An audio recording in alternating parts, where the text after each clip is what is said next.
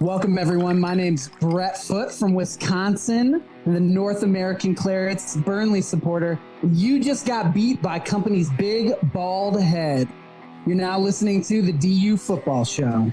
It's going to be the last thing Mr. Heckenbottom knows, Oh my God. being beaten by company's big bald head. Goddamn right. What a fucking... Welcome to the Premier League. Oh, shit, they scored. Yeah. Oh, shit, they scored again. McBurney got a red. Oh, shit, they scored again. Let's start the show. Born in the land of Bowie, Maryland. Bred to be a fan of fucking Everton. Punch you in the eye and drink your rye. Sam Houston. Sam Houston? Arsenal fans have another Sam. Right day, the fucking Gooner Graham. Stump of a lord. Looks great in shorts. Sam Graham, hey. Sam Graham. Fucking United!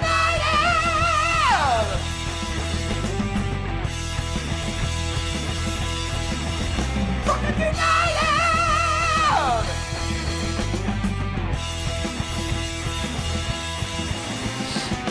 Hello and welcome to the DU Football Show, a completely biased recap of the English Premier League as told by two common American schmucks. I am your host, Sam Houston, and across the way from me, a Rodney Dangerfield in his own house. He can't get no respect. No respect. My co-host, Mr. Samuel Graham. How are you, sir?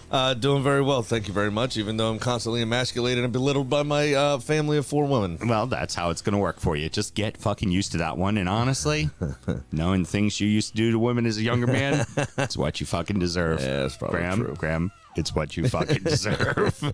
And, of course, as always, on the ones and twos, realizing there's options to be weighed is our producer Mel. How you doing? Be careful, I'll go rogue. Going rogue. She's gonna disappear with a weed pen for 10 minutes. Woo! We're recording at the DU Football Show, DU Public House just outside the nation's capital. You can check us out on wherever you get podcasts, and of course streaming live every single Monday night on Twitter, Twitch, YouTube, and Facebook. Right? That's where. Yeah, very good. Nice. She's. We can't do it on TikTok until we have 1,000 followers. All right. Hey, everybody, all of you, you're on that now. Go follow us on TikTok. Get that done. And, of course, you can follow us on all the socials as well. And should you want to chat with us, there is many ways that you can. Mr. Graham, tell the good people how they can get in touch. It is at DU Football Show on all the social medias and dufootballshow@gmail.com to get in touch via email. And that includes the aforementioned TikTok, where we get Sam's daughter to help out and make videos. She made one with her and has done fuck all since. Yeah. Doesn't get you to do any videos at all. Nope. I do halftime check-ins all the time. Yep. I do them when I'm in other fucking bars. In other fucking cities. Uh-huh. Must be nice to not have kids. Work. Must be nice to not have kids and only have to worry about yourself. I weighed those options and I chose wisely, unlike you. Yeah. Sam and myself both work in the wine and spirit industry and both have a deep passionate love for all things distilled spirit. So as the red-blooded Americans we are, we've got to have a drink in our hand throughout this show and every single show. Mr. Graham, what are we sipping on today? A very good bottle of whiskey we have today. It is no longer a unicorn, but it is a very rare horse. Yeah, it's hard to find. Yeah, it's hard to find, but it is available for the most part. We've got a single barrel from one of my accounts of Eagle Rare 10-year-old, one of the old Sazerac products. It is effing delicious. This one was picked by Allview, actually, before I was their sales rep. Oh, very good. So, but I got paid on it. Hey, because the company switched distributors before, before they received the product. So it went on our invoices and in my cash. Very good. Yep, always a good thing. 10 years old, still 90 proof though. They do proof down their single barrels unless you specifically get an E.H. Taylor or Weller full proof. Then they do definitely proof those down still. It is, in my opinion, besides E.H. Taylor, Eagle Rare is my favorite of the somewhat readily available Sazerac stuff. Yeah, it's very good. Buffalo Trace is too sweet. Yeah. I don't particularly care for it. It's a little hot on the back end. Doesn't have as much age or enough age to it, in my opinion. The BTAC stuff is I've never had. You have William. You've had William LaRue Weller before. Yes, I have. Haven't had any of the Buffalo Trace antique collection, so I don't have anything to compare it to. But of these standard allocated items, it's got to be E.H. Taylor small batch or Eagle Rare. Yeah, and this is just different enough that you could tell it's a single barrel. Mm-hmm. We always prefer single barrels to be barrel proof because it shows the full character of the barrel, obviously not being proofed down, but having tasted through samples of these before and having acquired, bottles from various barrels that my stores have received over the years, there are nuances between each one that are very, very good. Yeah. It's lovely. It's good old school classic bourbon. It's big sweet. You definitely get that it's a rye mash bill. It's got a little bit of backbone, a little bit of spice to it. It does have some bite, as far as heat bite. In fact, I would say my when I try it, I think, oh, this could be over 100. Yeah. And it's not. It's what is it? Barrel proof 90. It's 90. Yeah, they proof it down to 90, but it's very, very good. You're looking probably no less than $70 on the shelf for this. Most stores that get a barrel don't gouge people on the price. Regular, if you were just to find regular in a lot of stores, you'd be paying $120, $130 because they don't get bottles very often, and when they do, they try to make their money on them. Yep. So it would make you sick to know what the wholesale cost is. I know it did me when I saw it. Oh God, yeah. But $70, for $70, it'd be a decent little bourbon. Yeah, agree. Very, very if much. If you can agree. get your hands on one. All If right. you're lucky enough to live in Ohio or Texas, you see this shit all the time. Mm-hmm. Just regularly stocked. Ready? What else we gotta do? Always remember to drink responsibly, ladies and gents. Ooh. That's all good little clunks. I like that. It was. Well, It's like perfect holiday. I thought we were going to break out into one of the holiday songs. Carol the Bells or something. Yeah. Something. I hear you. I think we got different tone, Yeah. And the problem is Mel can't sing, so we're okay. We open with some crazy high-scoring matches from top clubs that were just plain fucking insane. Liverpool 4, Fulham 3, Man City 3, Tottenham 3. Fulham flat out took it to Liverpool at Anfield. They had themselves a game, man. Yeah, the only thing I would worry about here is I know it's beating a dead horse. Fulham don't score many goals. Yeah. So if you're going to do this, especially away from home, you need to hold on to the result. Yeah, get a point. Because now it feels like they just wasted 3 goals of a very limited quantity that they have for the season. Right. That's the concern for me. But it was a very entertaining game. There was some kind of ugly bits of play, though. Yeah. Well, what was funny is all 4 of Liverpool's goals, like, crackers, like real legit, just holy shit crackers. I mean, Alexis McAllister's probably the goal of the weekend for me. I mean, that was fucking brilliant. And the 3 from Fulham were just flat out fuck ups from Liverpool. We were just like, really, you let that one happen? Yeah. Like, you didn't cut in front of a man that was coming to the near post? Like, come on. Like, it was pretty pitiful. Bobby De Cordova-Reid, though, one of the smallest men on the pitch. Towering header. Yeah, how? That's where we talk about, like, well, how do because you he let was that also happen? the person he was going against just happened to be the same size as him in Simicast. It was very lucky that. Just come on. Virgil van Dijk was as tall as he was, and BDCR was probably as tall as Van Dijk at the highest point of his jump. Yeah, exactly. So, too funny. But McAllister's goal was fucking brilliant. Yeah. The free kick, it's a shame that it has to go as a Leno own goal. Yeah. But the free kick was dope. Alexander-Arnold is starting to find that form again. He's starting to do what he did before, which is crack those outside shots, be a great set piece specialist. It's fortunately hasn't been exposed too much on a defensive side. Also, I feel like Klopp now has options when it gets later into a match. He doesn't have to keep them out there if it gets close. Smells sound familiar. And that wasn't even He really likes that phrase tonight. No, I did. That one just rolled out the tongue there. The other ones were very intentional and pointed. Of course, yeah. But this does remind me, though, of the week you had put a bow on it on the mind for some reason. Yeah, put a bow on it, and he just went with it like crazy. Yeah, everything's going to be options. No. Dribbling down the field, there were options. He tried to score. He had options. There's a lot of options for show titles so far. Let's keep it rolling, kids. Settle down. I have had an exceptionally long weekend, and I have to get in a car and drive to fucking State College, Pennsylvania tomorrow. Okay? Nice. So, a long. Just shut up.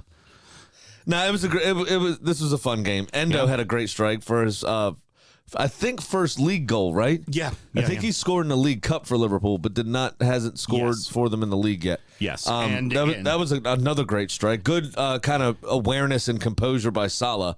It was actually a poor touch when Captain Chaos headed it down to him from the long ball. But he regathered well and then teed up Endo excellently. That was fantastic. It was kind of interesting because Corvery gets the goal, and then that was about the 80-minute mark, and then to when they finally scored their goal, that first like little 3-4 minute spell, you're like, Liverpool might not be able to do this. Like, well, I got very nervous, and then it was suddenly 1-2, boom, like back to back, right in the back of the. I got very nervous that Fulham scored that third goal too early. Yeah, because there was still 10 minutes plus stoppage time, and it's like, and it didn't appear as though, watching the highlight package at least, especially, it did not appear that they changed the way they played, and they should have became more compact and tried to hold on to that. Because at worst, you then walk out of there with a draw. But they continued to try to play, and that played right into Liverpool's hands. Oh, yeah. And then you add in somebody like Darwin Nunez and fucking Captain Chaos. Like I said, I mean, the guy's insane. He had the chance that he careened off the crossbar. And then he had the other chance that was a sitter. Away. Yeah, from a Salah header. That was good. But then he very unorthodoxly kept the ball alive for Trent Alexander-Arnold's goal. Nobody else on the team would have thought to do that. Nobody else in the league would have thought to keep the ball alive in that manner. Yeah. But he crazy. did. Yeah, it's just the guy's all over the place. Yeah. Why did he braid his hair like that? I don't know. Old Pippi Longstocking French braids. Captain Chaos. What's that about? Captain Chaos. Does he just walk into the hairdresser and go, just fucking do whatever, man? It probably surprise is the me. case. Yeah, probably is the case. Fucking surprise me. Yeah. Puts a blindfold on so he can't see anything.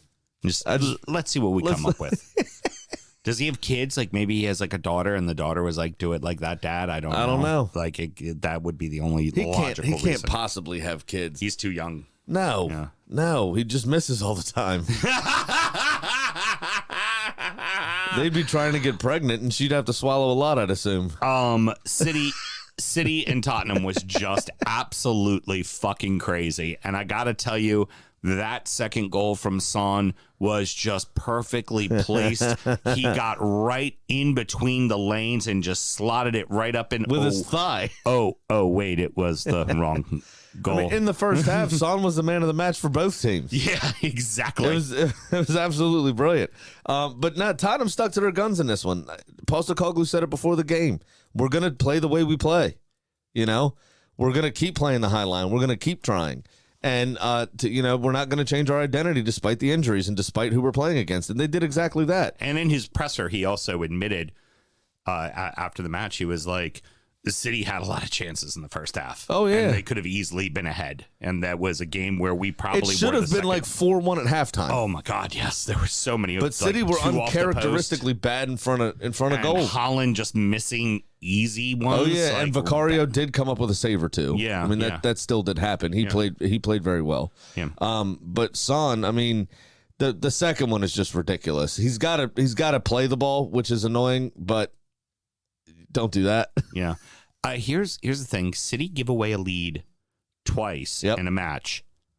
Again, this is because they also did this against They're Chelsea. Conceding a ton of goals. They are giving up a lot of for goals. them. Yeah. Is this something the people need to be worried about? Because this is very uncharacteristic of a Pep side. Oh, yeah, and that's why my fantasy team is fucked, because I have Ederson in goal and 2 Manchester City defenders. Yeah, it just not. Because they traditionally don't. Right. And that's how I got over the line in a lot of games last season. Yeah. Was their clean sheets. Get that 18 points off of 3 people. Damn right. Yeah. Yeah, that's not happening this year. Nope. But no, there definitely is a problem. There's something going on there. It's not great. Mm-hmm. I mean, Jack Grealish, and I think partly why he lost his place, we said this last week, is he's been kind of on record as saying, like, we won the treble last year, so it's been kind of difficult to get up for it. Mm-hmm. Like, we already won everything. It's one of those things. What do they? I don't remember what it's called. like champion syndrome or something. A lot of Olympic athletes especially have it. Yeah. Where they train their entire life for one purpose and one purpose only. They win that gold medal and then they wake up depressed. Like, fuck, what now? Yeah, what do I do Like, now? what do I do now? I did it. Yeah. My whole life has been for this one moment and now it's done. Oh, good. So now you come back to Villa. You talk to him. Yeah. No, that was put out there as a rumor. He had squashed it pretty quickly, though. He had said he would not go back to Villa. Right. I mean, he is eventually. Oh, He's it not- won't be now, though. We don't want him back yet. And also, City would not want to loan him to you right now No. because You're Pep, challenging. and Pep also always wants depth. No, Yeah. we've got a good thing going, and you know, Tuesday will be fun, Hinted at it now in the midweek at Villa Park. or Wednesday. Yeah, Yeah, Wednesday. Fucking City's gonna have a game on their hands. Yeah. Fucking Villa's going to be ready for them. Yeah. Villa will get them if they keep doing this shit. Villa will get them. Bongs on Thursday show. Shembongs, sure. Shambongs on Thursday. Very good. Real quick, though.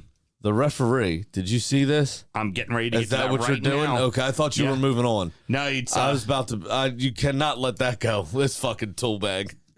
advantage should have been played. What is he doing? Like he points to advantage. The advantage happens. Like the very clear, this is why you play advantage, and then he blows the whistle. Did you see Holland's face? Yes, I've seen Holland's face. It's been superimposed on me and you And me, already. yeah. What the fuck is the referee doing? Mm-hmm.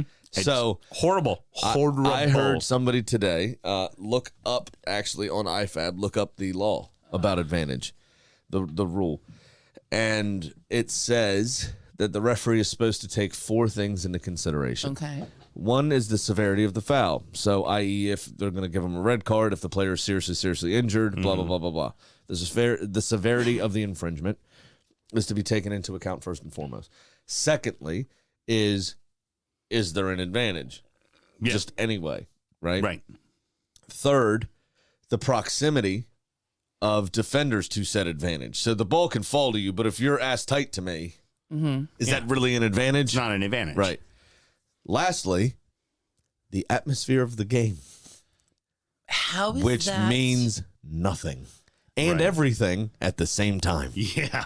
So it's a get out of jail free card. The referee can do what the fuck he wants.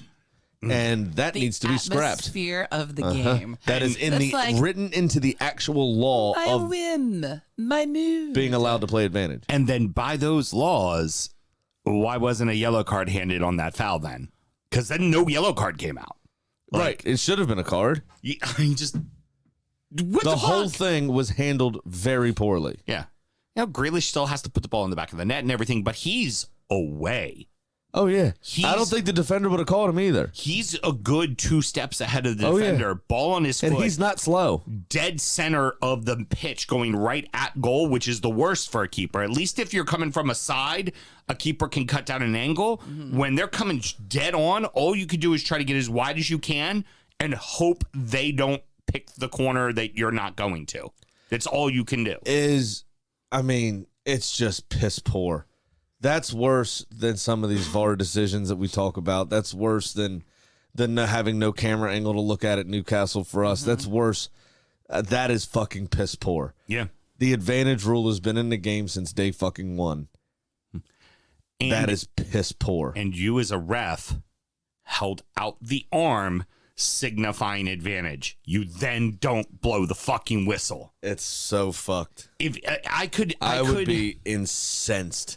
I'd be okay with him blowing the whistle if he didn't do Yeah. the arms. He literally pointed the arms forward to say, you have advantage. Well, somebody else had to take a touch to pass that ball, too. So even if he blew quickly, who knows if that pass actually happens? Right. Just, It's so piss poor. yeah. And Horrible. it's Horrible. absolutely pitiful. Absolutely horrible. And I couldn't, when I saw it, I could not believe it. I'm watching like, how did you blow that fucking whistle? Yeah. Especially for a player that needs that confidence, that hasn't been free scoring, as he was in the middle of last season, for instance. He did get the one of the equalizers. But I'm sorry, one of the go-ahead The goals. go-ahead, yep. He got number 3. But then to be clean in stoppage time or just before stoppage time like that to potentially grab the winner and the referee blows up, it's just absurd.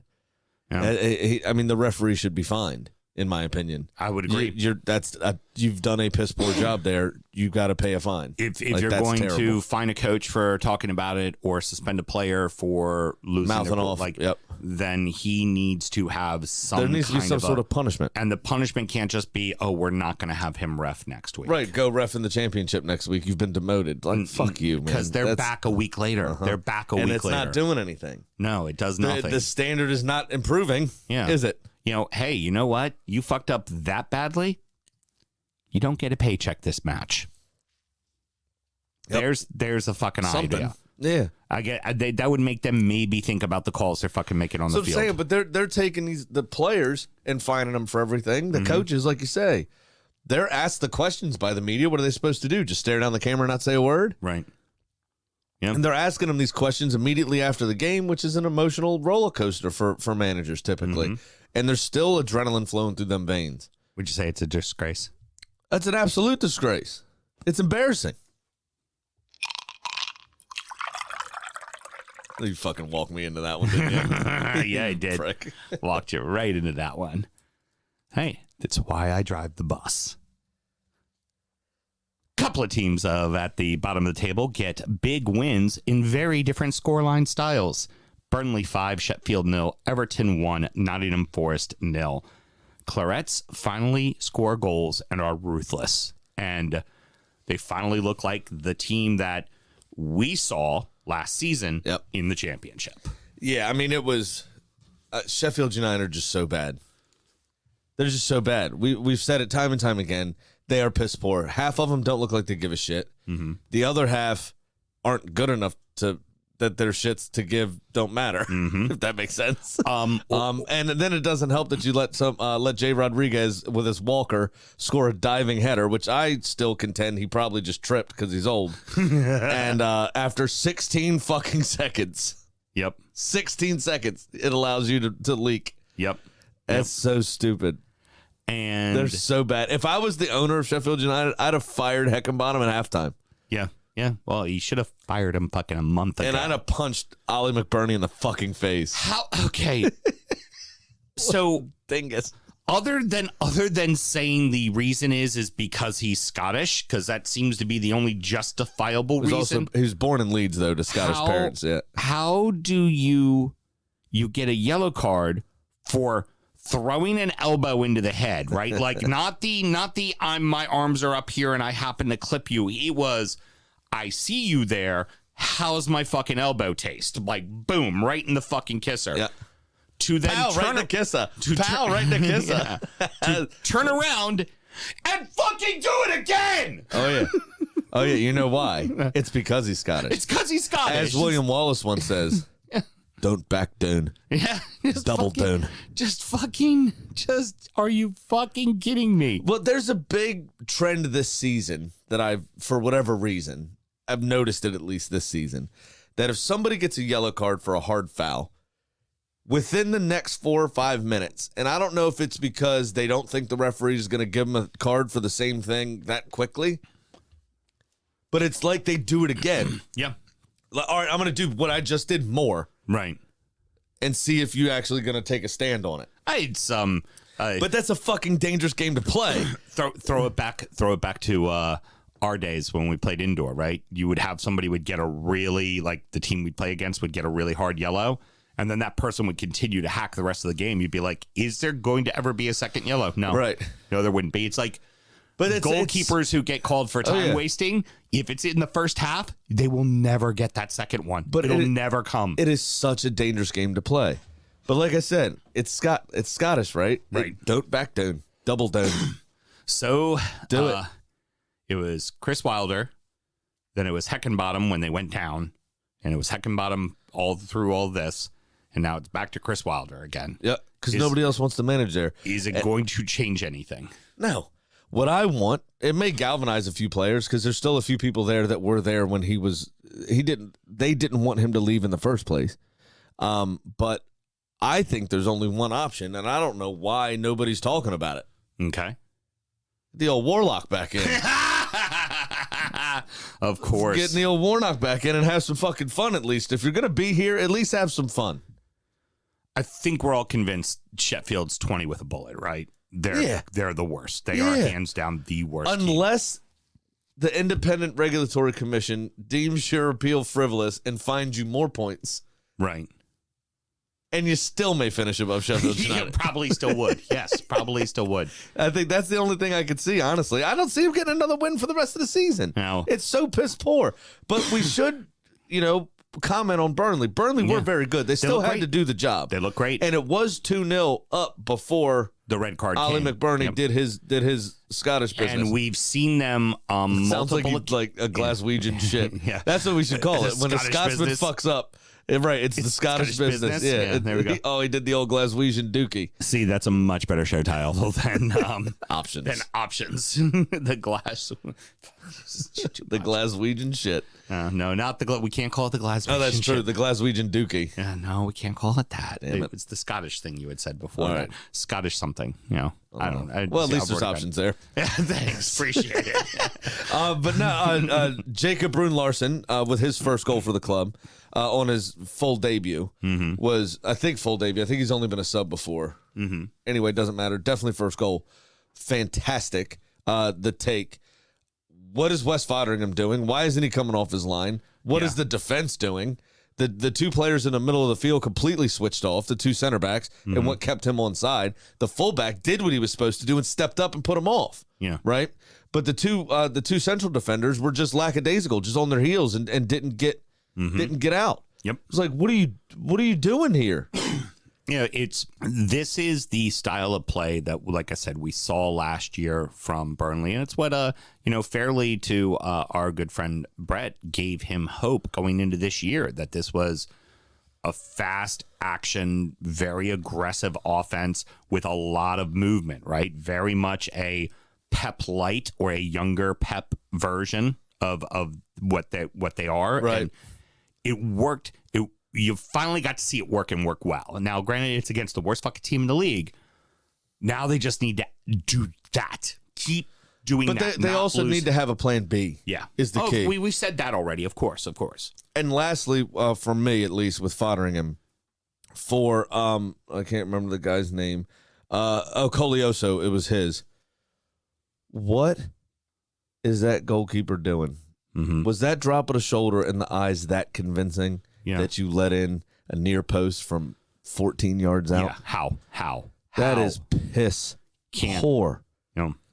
Next week, I would play the U16 goalkeeper. If we're going to lose anyway, I'm at least going to prove a point. Yeah. And you should not be getting beat like that. That is absolutely fucking terrible. We've talked about it before. You show the near post as a goalkeeper for a reason, because you want him to shoot there because you know you're going to save it. Exactly. It's if so you bad. don't save it, it is on nobody else. It doesn't matter how open they were. It doesn't matter what the string of play was.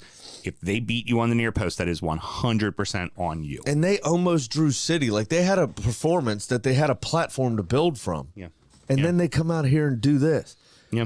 Literally just lay a big old shit in the middle of the living room. It's so stupid. It was terrible. It's like, what are you doing?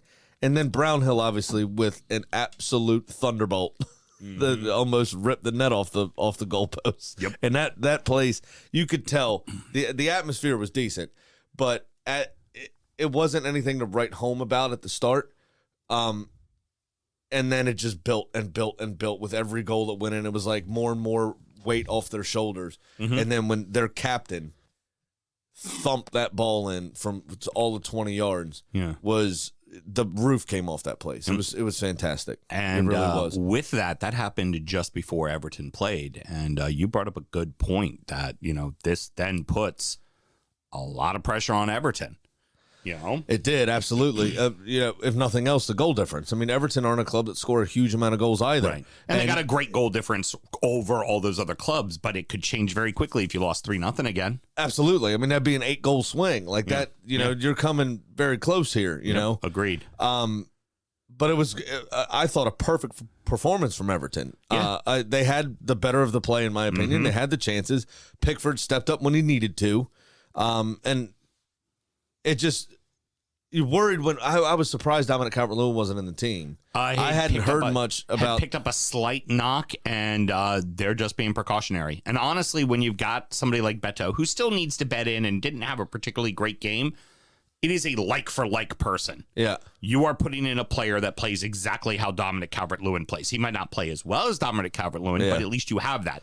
Where our team before would be, we had Dom, and then we had Neil Lespay, who they're just not the same player. And then you're expecting him to do what Dom does. Right. Or then you put Damari Gray up there and expect Damari Gray to do it. And it's like, you can't do that. That's not like, you need to have, and even for the kid, Trimidi, that we have, the Portuguese kid, he is exactly like Beto and Dom. The striker, it's always the same style of player. The level of quality may not be there or experience may not be there, but it's the same fucking style of player.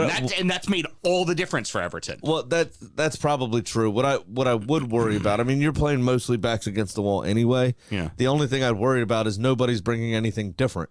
Yeah, that's fair. You know, so like Jesus and Nketiah, for instance, and I bring up Arsenal because it's the best example I know. Mm-hmm. They play very differently. Mm-hmm. Jesus wants to run those channels and drift around, and he's not a point man. Eddie is very much a point man. He wants to be in the middle of the field. Fair enough. He's not going to run those channels. So if something's not working, hey, let's change up. Let's do this. Now, Everton, I don't know, have that capability necessarily with the people behind.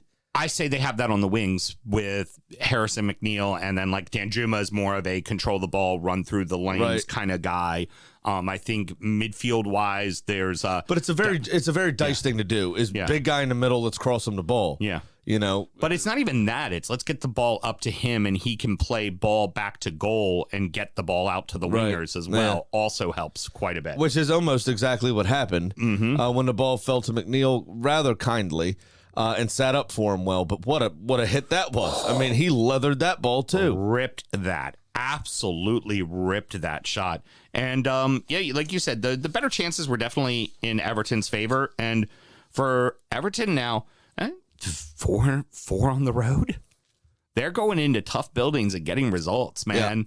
Yeah. Like you talked about last week, Brentford has only lost 3 at home since coming up, and that was to fucking you twice and us. Yep. You know, and then getting this one and going to Palace and beating Palace there. Like, it's getting good wins on the road. Now we just need those, you know, it's still what haunts us ultimately are those first 2 losses of the season. Losing, for 2 of the first 3, because the Villa match was just horrible, and that's what it was.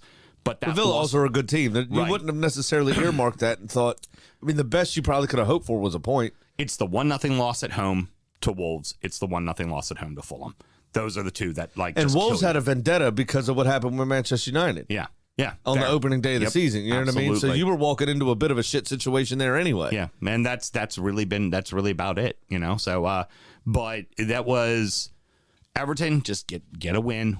Don't worry about what's going on around you. Just win, because you're ultimately better than 4 of the teams that are around you. So just win. Just do what you need to do. The biggest thing, it didn't matter how it came, but you broke your duck. You've started to claw those points back. Mm-hmm. You know, you got a 10-point deduction, fine, you know, whatever. Most people that I listen to, at least, are anticipating that to be lowered. 5 or 6 on is the what appeal. I'm hearing. Is so 5 you could or 6. be getting 4 points back. Yeah. Which I think is bullshit, personally. Not because you don't deserve it. I think this entire system is farcical, and a points deduction should not happen midseason unless you are actively caught cheating, like bribing officials. Right. Yeah. This admin should be taken in the summer, and the appeal process should be done before the new season starts. Yep. And so everybody knows where they stand. Yeah. Yeah. Because players are human beings. Yeah. And if Luton feel, oh shit, look, we're out of the relegation zone now, we're clear, we can ease off for a game. But if you were breathing down their neck, or you were still ahead of them, they may behave differently. Oh, if it goes from 10 to 6, we're now in front of them. Right. We're in front of them. That's what I'm saying. It's absolutely absurd that this is happening midseason. Yeah. It's not Joel's fault, obviously. It's not fair to Everton. It's not fair to the other clubs. Absolutely. It's not fair to anybody. You could get somebody, you know, in that dressing room that's borderline depressed. that may just send them over the edge. I'm being dead serious. Yeah, okay. And it affects their performances. Yeah. You know? It's so stupid this is happening right now. Yep. It's absolutely ridiculous. And, but the important bit is you broke the duck, you got over the line here, and you started clawing them points back. Yep. And we've filed the appeal. So now I'm sure they will move in a timely, efficient manner, because, the appeal process is important. You know they won't. You know they won't. Yeah.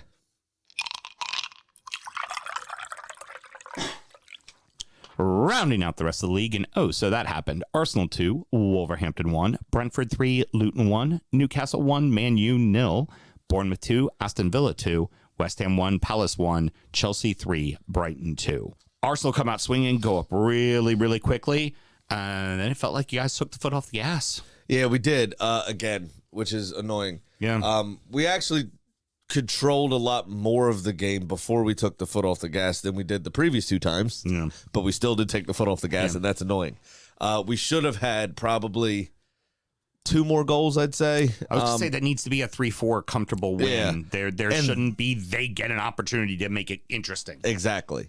And that's the part that really annoyed me because we were on top and we were playing some slick fucking stuff. That ball, looked great. Ball from Odegaard to Saka for his goal was brilliant. He sorted his feet out wonderfully well.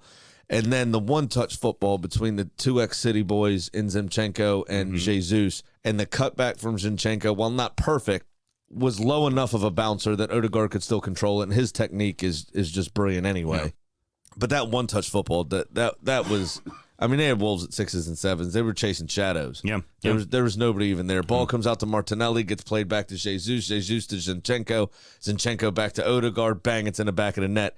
And they're just standing around looking at each other like, what the fuck just happened? Yeah. I mean, when Jesus and Zinchenko go off and celebrate on their own doing the too hot to handle, finger snaps. Yep. And then Odegaard's like, come celebrate with me. They're like, nah, those passes were dope. You had the easiest part of this. Yeah, all you had to do just put it away. Yeah. I got to say, a key thing to really look at for Wolves, and you have to credit what this team is now versus what they've been over the last couple of seasons from Nuno and then, to Lopetegui and everything. This team does not fucking give up. This team's got a shit ton of fight. They are going to stick around. I actually really like Cunha as a player. Yeah. He never stops running. The industry on that man is very intense. And when Neto comes back, hopefully within the season, they're going to be a bit of a force there towards the end. The biggest thing, and I think why the goals happened so quickly, is obviously they didn't have their starting midfield, and they looked a little lost. Big time. But those players grew into the game. Oh, they absolutely grew into the game, and that's. But yeah, they were almost a little starstruck at the beginning. It seemed they were paying us way too much respect. Yeah, and like I said, you really have to hand it to Wolves in this regard. Now, obviously, you need to get points, right? Yeah. But this is an industrious team that will fucking work their ass off. And you think about the northern part of the country, right?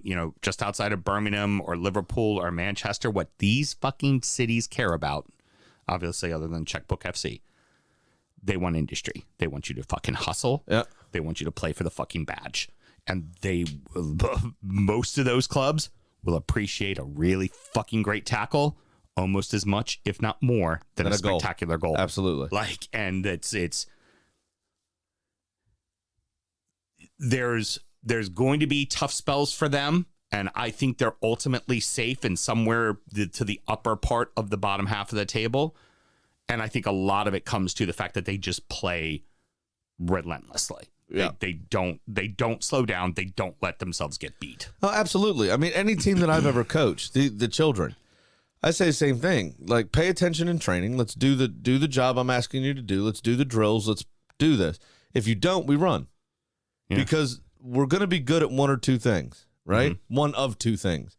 We're either going to be the most technically gifted side there, and we're going to beat them with style and panache. Or we're going to be able to outrun them. Yeah. But either way, we're going to win. It's just how you'd rather do it. Right. And it's a lot more fun to play with the fucking ball. So listen. Yeah, than it is to run. Running sucks. Oh, yeah. I've made teams I've coached put the balls in the ball bag during practice. We're not touching those again. When I was coaching the team for Free State, the U18 U18 team that I had. The boys won game. We won 5-4. It was a miserable performance from us. Like we should have beat them fucking 8-0, but we were just giving up really Just sloppy, bullshit, shitty bullshit. I looked at all of them and I said, "Practice is on Tuesday. Bring your sneakers. That's all. That will be it." And we never pulled out a ball. We just ran sprints and laps the entire fucking time. And because I think there was also like we got two red cards in that game from like a mouthing off. And I was just like, "Is it all out of your system, boys? Is it all out?" Because if it's not out of your system, we can run some more. Because this is what we're now gonna do. Exactly. Yeah. I mean, sometimes you have to do that, right? So the Bees were always in control of this match. I For the most part. Yeah, the end, Luton gave them a little bit of a push at the end. Like, what was it, 65 to about 80 minutes, Luton were pushing. Yeah. And Chong, I was relatively close of an offsides. I mean, ultimately, I think they got the decision right. Yeah. But that was close. I mean, was very close. Brentford could have been in a bad way. Yeah. Well, and for Luton, the key thing is keep the goal differential low, right? Don't get blown out. Keep losing games 2-0 or 1-0. But you got to keep it close. I mean, Brentford's goals were kind of fortunate. Oh yeah, Number 1 and number 3 were very fortunate. Oh yeah. Well, and from a Luton point of view, how many shots are you going to allow Brentford players to have in the box before you fucking clear the ball? Right. That's how the third goal happened. Yep. It was somebody got hit in the nuts, then it hit somebody's thigh, but it was a rocket and bounced off, and then you let somebody dance a little bit, and then they get another shot away, and then that was deflected, and it fell to the guy that originally hit the guy in the nuts in the first place. Yep. It's like, what the fuck is happening? Clear the ball. Yeah, somebody just put your fucking foot through it. I think for Neil Maupay, why he's finding success at Brentford is because they're going right back to what the system was when he was there, which is which is what made his name, exactly. 2 exceptionally talented wingers up top with him, and all he has to do is just be a problem. Poach. Exactly. And it's worked for him, and that's good, honestly. And that's how we got the first goal, was just being in the right place at the right time, being a fuckhead. Honestly, for us, it's a chance to recoup some money. Like, Oh, yeah. Because didn't help. Yeah, just get a little something for him, Could have got a little bit more, and maybe you wouldn't be in the boat you're in. Well, we don't have any money for him yet because he's a loanee, so... yeah. But although he has already come out in the press and been like, "Yeah, my time at Everton sucked," it's like, "Mate, you're still at Everton. You're still an employee here." Yeah, probably should watch what you say there, stud. I mean, trust me, they're already actively trying to sell you, so you don't need to help it. Yep, he does not give a fuck. Care at all. Newcastle just seemed to find a way to win at home, man. And I'm going to come out right now and say this: we were talking about United's form recently, that they had been winning games, but it was also against teams they should be beating. And I said this, I know, God, almost 2 months ago, I was like, yeah, they're going to, after they lost to City, so it was like a month and a half ago, I was like, they're going to win a bunch of these games. Oh, yeah, because they were against shit opposition. Manchester United is fucking counterfeit. Yep. They're counterfeit.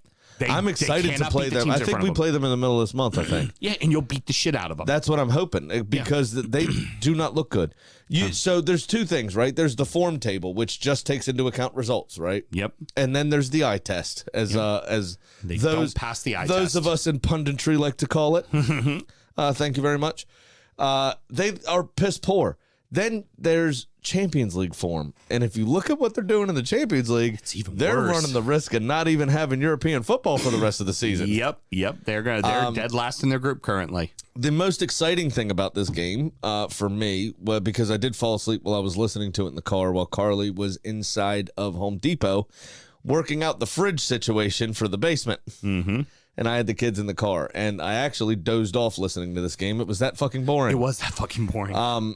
So I'm struggling to find stuff to talk about here, except the one thing that I did enjoy was Eric Ten Hag's flat cap. Why? Because you wear a flat cap. I like a flat cap, but I like a flat cap for a reason. Why does he? Do you reckon he just discovered Peaky Blinders for the first time and he's into it? That might be what it is. And he decided to pull it out because I've never seen it before. Just all of a sudden's got a flat cap on. See, there you go. For a Dutchman, it's very strange. We found something to talk about this match. Yep. Moving on. I don't Cherries even remember who scored. Oh, Gordon. Cherries are putting up results, man. They're, now I would say this pissed me off big time. I would say also Villa never really came out of the. Well, they never really got going because Bournemouth were frustrating them. I mean, there was City are accused of it all the time of being actually quite chippy, despite how good they are offensively. Yeah, when you lose the ball, lots of fouls when in the City middle of the loses field the ball, there's City, a lot of fouls because they just stop you from playing. Yeah, they just foul and they're you. just stupid little tic tacky fouls that just disrupt the momentum. Bournemouth did a lot of that. Yeah.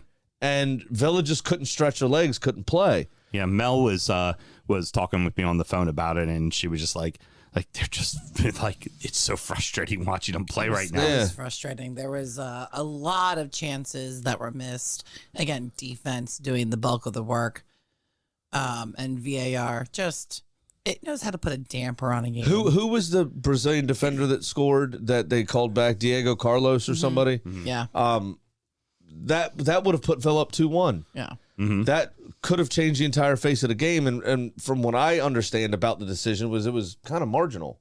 Is that correct? It was questionable. We're going to talk about another marginal call here by the end of this segment. No, it was questionable. And whenever, it's like you said before, whenever they do have those calls, then it stops the action.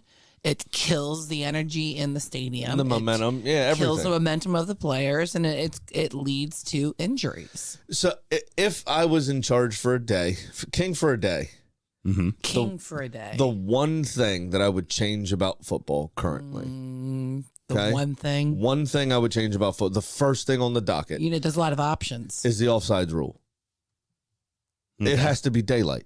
What advantage is being gained if my toenail is if any part of my body is in line with a defender, I should be onside. Right. There should be daylight. If I have a head start, I'm gaining a clear advantage. Right. Fine. But if my foot's here in line with you, what advantage am I gaining? None. So why? I've said it many times. I've heard it said many times, and I'll fucking keep banging the drum. The reason we do this is because goals are the best bit. Yeah, it is. Goals are the best bit of the best sport in the world. And if you're doing things nitpicky bullshit as a referee to disallow goals, what the fuck are we doing here? Yep. Where's the joy? Where's the fun? Where's the excitement? Where's the product? This is a fucking product you're selling us. You know what? Take into account the atmosphere of the fans when you're making offside decisions. Or I was just gonna say, why don't we do that? You know what? Yeah. Just say, hey, you went undefeated, but your starting quarterback got hurt. So we're going to go ahead and let the one-loss team go ahead. 2 of them get in instead of you, because that's how we like to do things. It's stupid. Because Alabama brings more eyes to the TV. It's just stupid. I got to tell you, West Ham and Crystal Palace is exactly what we would have thought West Ham and Crystal Palace was going to be. Fucking Neither dead. team really wants to have possession. It's especially Crystal Palace West Ham what we think it's going to be. Without one very particular Eberechi Eze. The only exciting player between both teams. Yep. Yeah. Really. Jared Bowen's fast as hell. He's fun to watch, but but he's coming off a little knock. So he wasn't really stretching his legs too terribly much. There was West Ham had a couple chances here or there. I mean, both teams had a couple of chances, but this game was a midfield fuck fest. Yeah. It was terrible. If somebody told you ahead of time this game is going to finish 1-1, you would have went, yeah, definitely. It was not an advert for football, I'll tell you that. No, it was not. If you have somebody in your life that's willing to give football a try, and you're like, oh, yeah, I'm a West Ham supporter, let's watch their game today against Crystal Palace. No. You have done a disservice to the sport of football, you have turned somebody off of the game. There were other matches you could have watched which would have been far more entertaining than Absolutely. That one. Which would be the last one we're going to go ahead and talk about.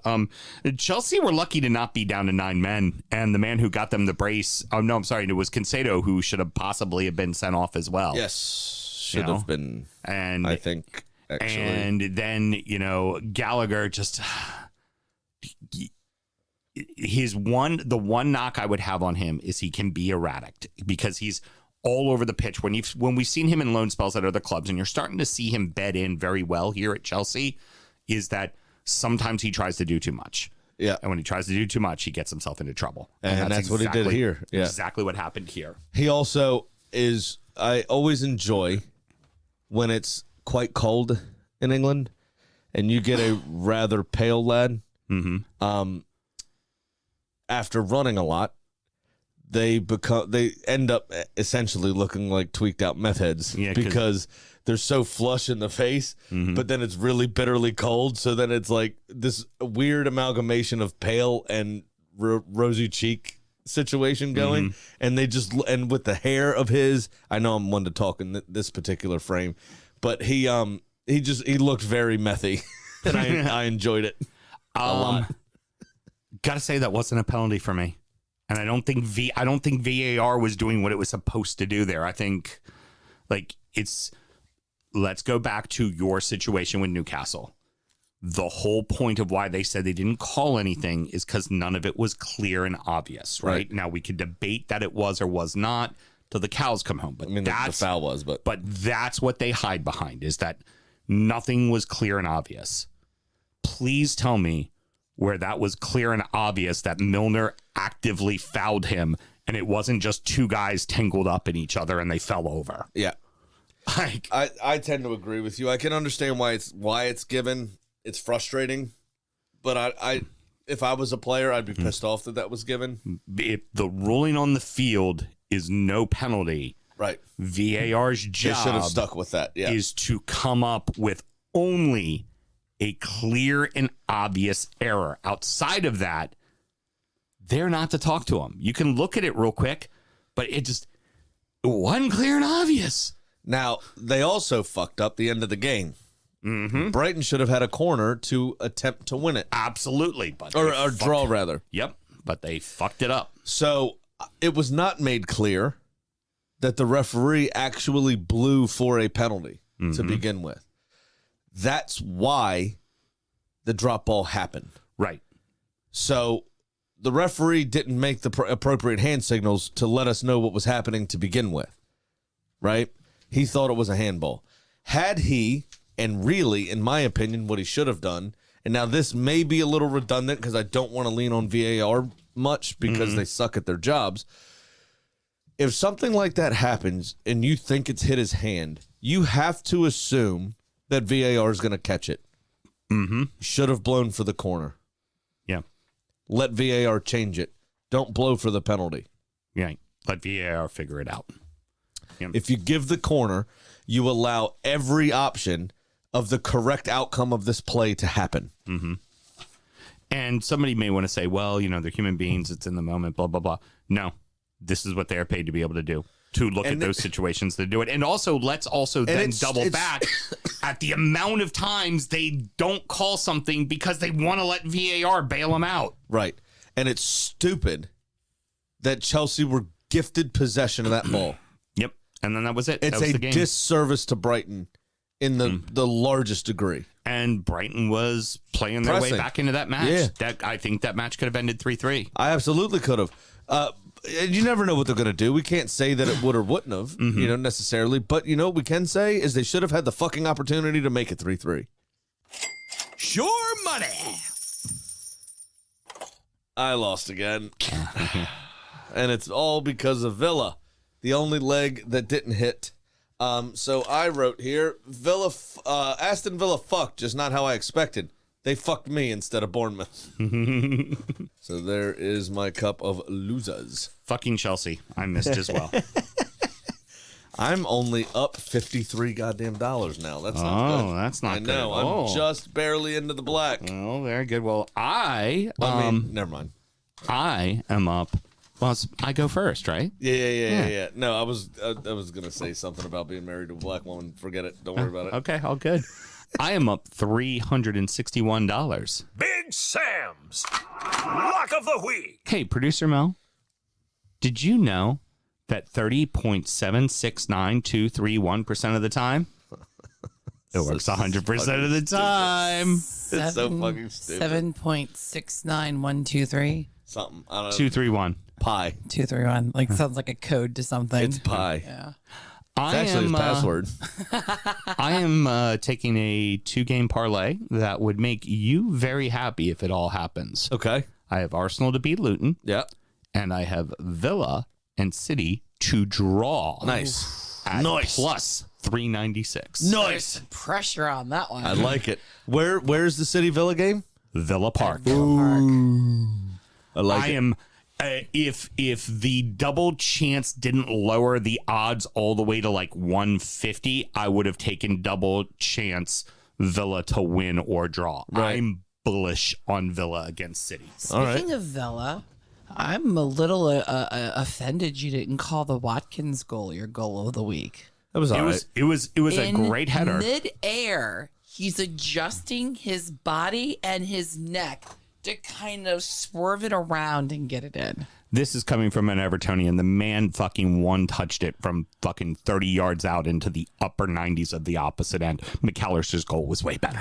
It was fucking brilliant. There's absolutely no question. Brilliant. There's absolutely no question. Yeah. And normally from that distance, you're going banana out to in from the post. Mm-hmm. He cut across it, made the goalkeeper think he had a chance and shift one direction, and the ball was always tailing back towards the corner. Yeah, it was. There's oh wait, a lot right with that. A striker headed a ball in the goal. That's their fucking job. Yeah. You want a fucking cookie? Yeah. Do you? Yeah. Yes, it was a great header. Time for our degenerate gambling friend Pat's pick of the week. Like, fuck you. Next segment. That's what you do. At least she does it with buttons and not rants about how we failed life or whatever it is you do. Well, all right, so this is stop fucking disappointing me, and I wouldn't tell you about all the options I have. I've got an option to read this email. You walked me into that one. Yeah, sure did. So Pat says to us, run the not good at gambling sound bit. Not good gambling. Because I'm now down $600. Not good gambling. Ouch. And really gonna sink really gonna sink the ship if I don't hit some bets during the week. I'm making a play a day during the weekday matches. I'll take $100 on a draw in the Wolves-Burnley game for plus 260. $100 on the Brighton to score over 2.5 goals versus Brentford. That's going to be tough, that one. For plus 240. And $100 on both teams scoring with no draw in the Manchester City Villa game. So a double chance, Villa or City, and both teams to score. I could see that. Yep. I think that's relatively safe, and so do the bookies. That one's plus 110. And $250 for Tottenham to beat West Ham to pay out at $200. Should be a fun week. We'll talk on Thursday to see how far I'm down. Very good. And that was Pat speaking, obviously. He talks. I'm still up 53 bones. Well, I'm up more than you. Yeah, you're right. Yeah, for now. Okay. Like I said, I did lose again. Thanks, Villa, for cockblocking me. But this week involves a very safe 9-way parlay. Very safe. 1, 2, 3, 4, 5, 6 9-way parlay. 6 9-way. Get it the fuck together, Sam. I'd rather not. I've got Wolves or Burnley in a double chance. One of them will win. There will be no draw in this game. In my opinion, Burnley are going to have a lot of confidence after their last result. They're going to leave themselves exposed to the never-ending running of Mateus Cunha. Yep. Agreed. Arsenal to beat Luton, done and dusted. I mean, that you just give me the money now. It'll be a tough, ugly match because it's going to be at Kenilworth, and I think We'll they're be going to. fine. But I think you ultimately We'll be fine. are the better side. We're top of the fucking league, mate. Show some respect. Ultimately, we're the better side against Luton. Fuck you. Get it the fuck together, Sam. Hopefully, you're talking about yourself. Brighton to beat Brentford. I do think Brighton will win. It is at the Amex. I don't think they're going to score a ton of goals, though. I think it's going to be 2-1. Yes, thank you. Liverpool. Now, here we go with this one. This is a three-leg same game in conjunction with everything else. Liverpool to beat Sheffield. Over 3.5 goals in the game total. And Mo Salah to score. Because I think he's going to be pissed off he didn't score against Fulham. I think he's going to get it. Fire. Actually, I think I'm going to hit this one plus, 641. is what they'll pay me on my $100 Not bet. good gambling. It's the third time you heard that one. I know. I just wanted to play it again. Okay. He's Terrible with money. he's having It's fine. button confidence, Mel. It's a problem. No, he enjoys pressing buttons. But anyway, yeah, plus 641 for that. So I will be well back in charge in no time flat. My favorite button we press isn't one I press. It's one that a chicken presses.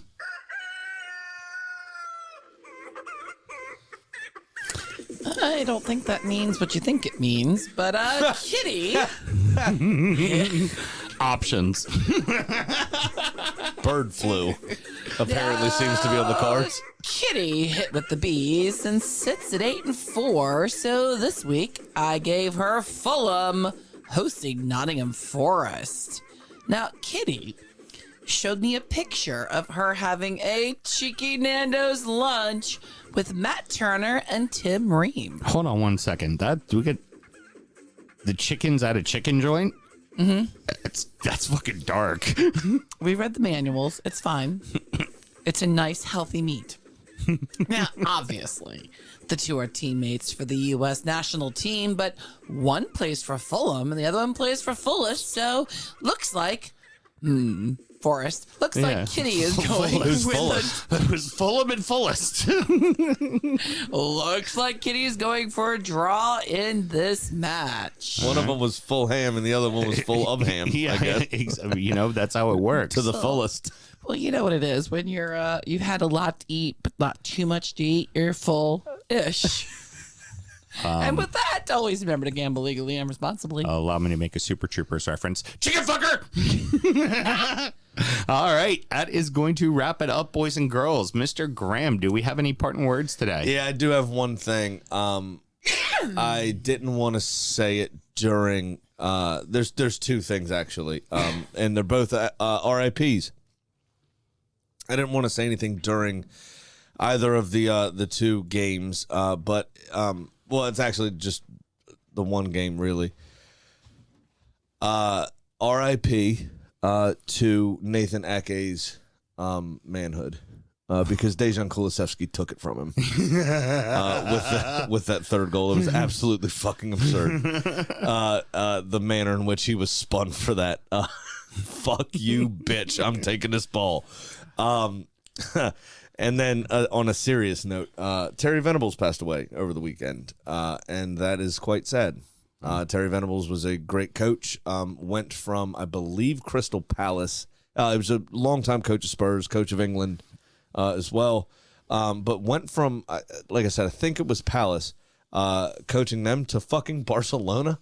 Wow. And took them to a European Cup final. So the precursor to the Champions League, the European Cup.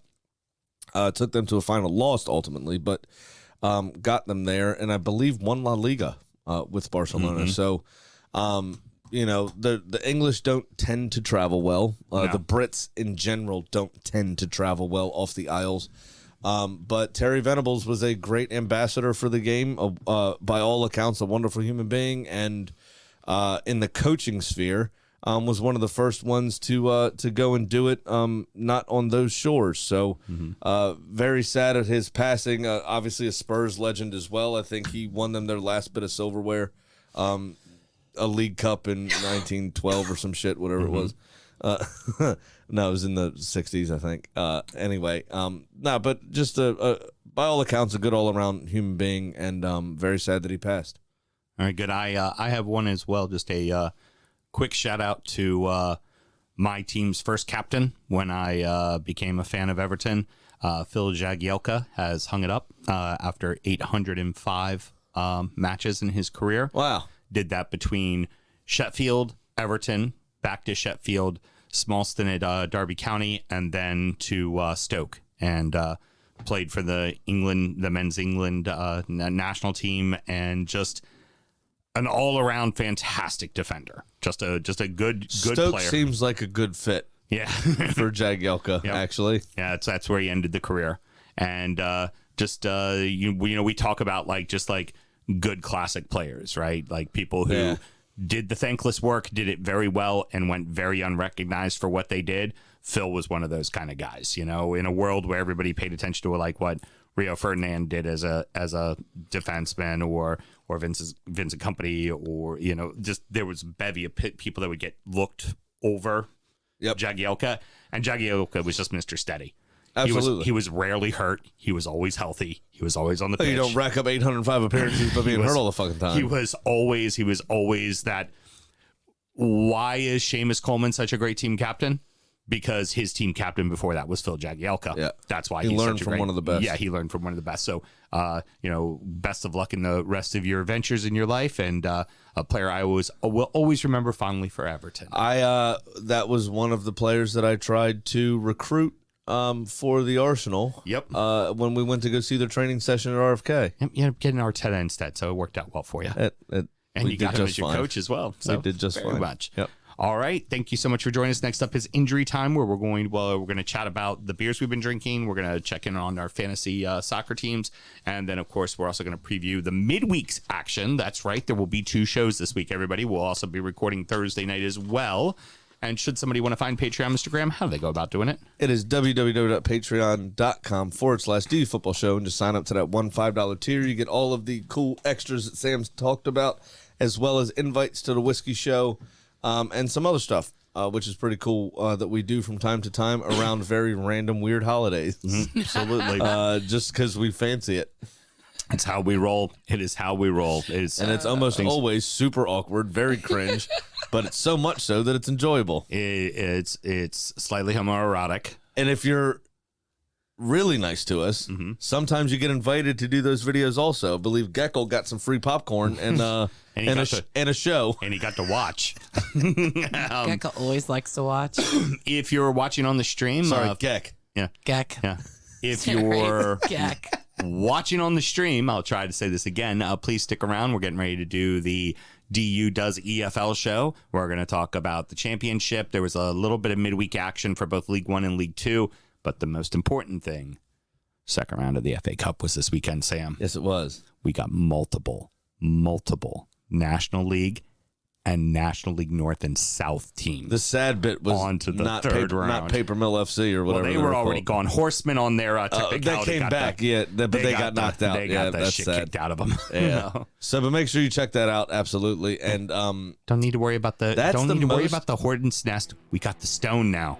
Made in stone. The fucking stone. Is that where Lannisters live? Yeah, it is. Yeah, exactly. That was the most passive aggressive I've ever heard you about me interrupting you. Yeah, that's fine. Go ahead. That's pitiful from you, actually. It was a long fucking Did you lose weekend. confidence in yourself there in your rant? No, not at all. Just you know what? Sometimes you're not inspiring enough to be angry. Push the button. It's over now.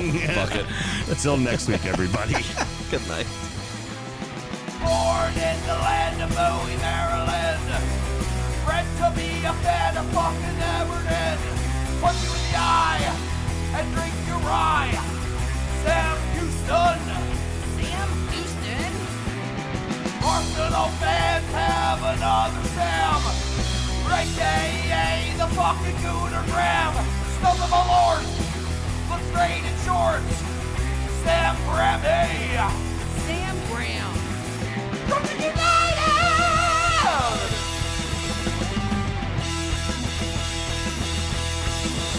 Brooklyn United!